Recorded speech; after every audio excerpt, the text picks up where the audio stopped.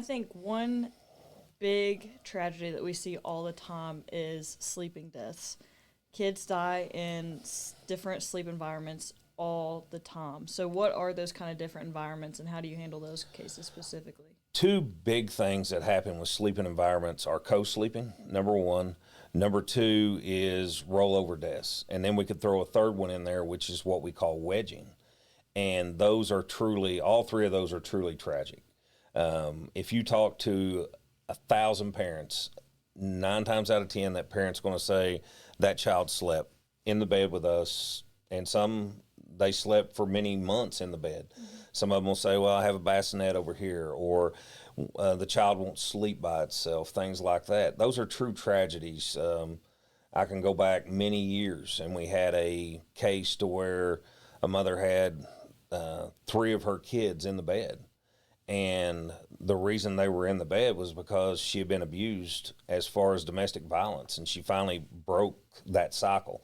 She escaped. She had her own apartment. Everything was good, but the kids wouldn't come out of her sight, and mainly because of trauma and everything else.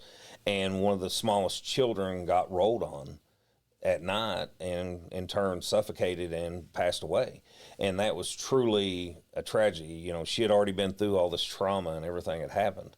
You know, we can look at another one to where a lot of people sleep with their children and they sleep on the couch. Mm-hmm. And then they'll put them in their arm, like they'll lay them here, and they get between the arm and their chest, and they go to sleep. Well, the child wiggles and wiggles and gets in between the arm and the armpit and the chest, and in turn, depending on the age of the child, they suffocate to death.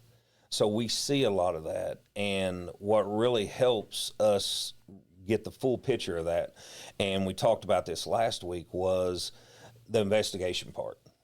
We have dolls, and we go back and we work that investigation to where we do a total reenactment. Mm-hmm.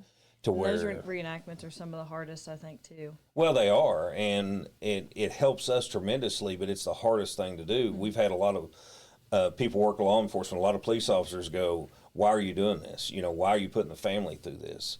But truly, if you laid down with a child and fell asleep and you woke up and the child wasn't breathing, 9 times out of 10, you can't tell us how that child was laying when it went to sleep.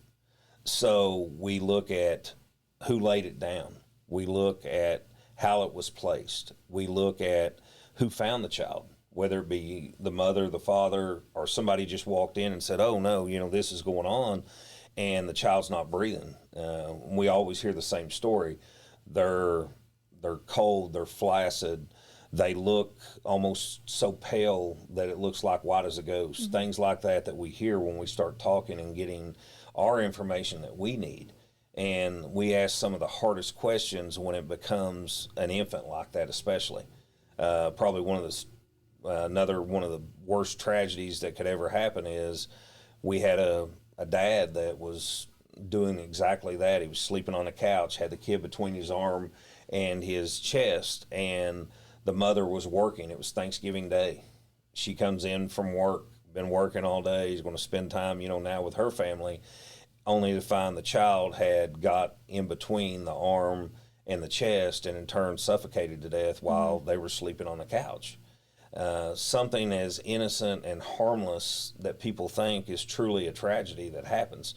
Not everybody dies from abuse. Not everybody dies because somebody was neglecting that child. These are true tragedies that should have never happened, but everybody does it. Mm-hmm.